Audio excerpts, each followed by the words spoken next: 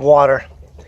It's the single most important resource on the planet. And as you organic farmers know, we use copious amounts of it in our gardens to grow our vegetables. So how can you conserve water? How can you make every last drop that you're feeding your veggie plants count? Well, in this video, I'll give you the tips and tricks.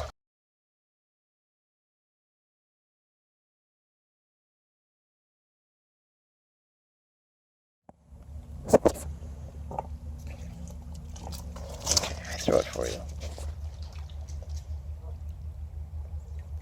In this video, I'll give you the top 3 ways that I conserve water and how you can keep your water bills down and your veggies growing perfect.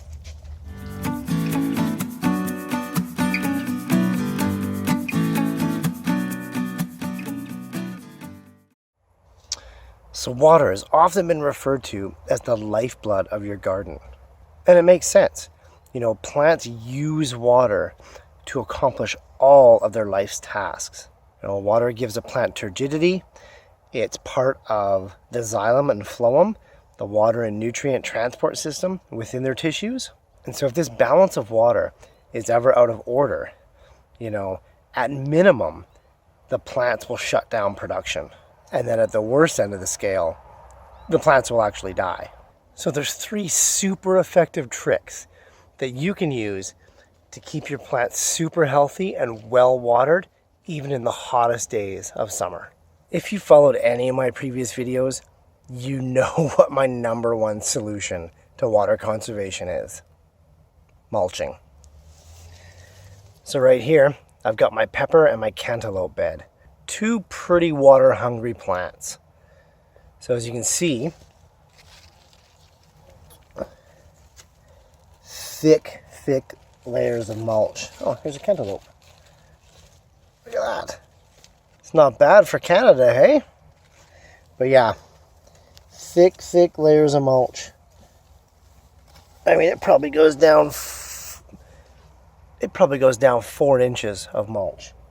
But in this heat, which is very hot for Victoria, you know, we're closing in on probably 28, 29 Celsius. You know, I water this bed maybe once a week. The mulch just holds the moisture in. And it's obvious. You know, you lose a lot of evaporation through the plant's leaves itself, called transpiration. That's obvious. But you lose even more from the surface of the soil if it's not mulched. You know, and you can try this yourself. Go and water some bare soil on a hot summer day, and probably within 10 minutes, that surface will be dry again. And the water didn't go down to water the plants. It went back up into the air as evaporation. So you gotta mulch. You gotta mulch to lock that moisture in. So here's another example of mulch. These are my pepper plants. Oh, they're coming along pretty good. And a couple of heirloom tomatoes. But this bed just bakes in the sun. It's on the south side of my house, the front of my house, up against a white wall. And this just bakes. If I didn't mulch this, I would have to water this twice a day to keep these plants alive. So let's have a look at trick number 2.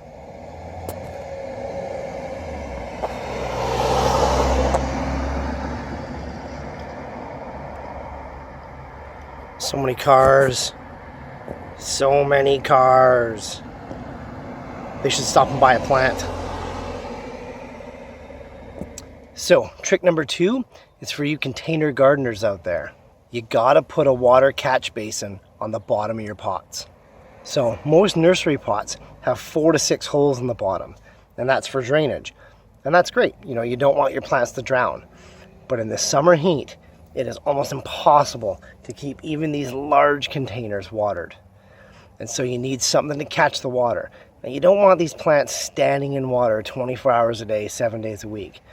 But at the same point, you don't want the water just to fly through and the plant not have a chance to uptake that water. So you can use a saucer. You know, here I'm using a Rubbermaid. Anything you can use to catch the water and give that plant a chance for about 24 hours to suck up as much of it as possible. So here's a typical nursery pot. This is a 1 gallon. As you can see, it's got 6 holes in the bottom, and look at those holes. They are not small. They are about 3/4 of an inch by a full inch. This pot's sitting here and you're watering it. That water is going straight through. So for the 8 to 10 seconds it takes for that water to go through, that's how much time that plant has to grab that water.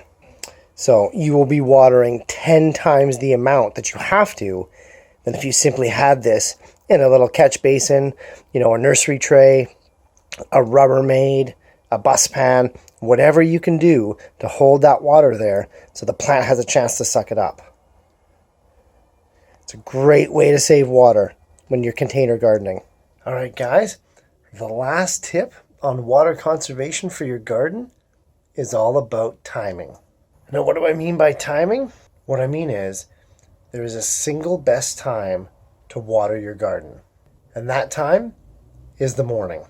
Now, there's several reasons for this. Number one, you don't lose a lot of water to evaporation like you would in the heat of the afternoon. Number two, that water soaks into the soil and becomes available to the plants in the heat of the afternoon when they need it the most. So if you want your watering to be more effective, to have the plants use more of it, to conserve more of it, you gotta water in the morning. Now, you can probably guess there's a second best time to water if you can't water in the morning or if you forgot. And that is to water in the evening, like it is now. Maybe not this late. It's a little after midnight here, so you guys are probably not watering your garden at midnight. But, as the sun's going down, probably within half an hour on either side of sunset is a great time to water if you can't water in the morning. There you go. That's my top 3 tips for conserving water in a modern organic garden. There's lots of other ways that you can conserve water. You can add organic matter to your garden to increase its ability to hold moisture. You can grow cover crops and living mulches. Those work great to conserve water and to cover that topsoil. And there's other things you can do too, from having windbreaks to cut down on transpiration caused by the wind. You can even choose, in the summer months, not to grow water-dependent varieties of vegetables. Choose what you're going to grow in your garden to save water. You can also put up, rain barrels, things to catch water. You can put in a cistern to catch water off your roof. Well, there's lots of things you can do to conserve water in your garden. But I found these 3 tips was something everybody could do, and everybody had the materials to do it, and they could start right now. Anyway, guys, thanks for watching. As always, leave some questions or comments down below. How do you conserve water? Do you use these 3 methods? Do you use other methods? Let us know what works for you in your area. Click subscribe if you haven't already. I appreciate the support from everybody that's already subscribed. And we'll see you guys next time.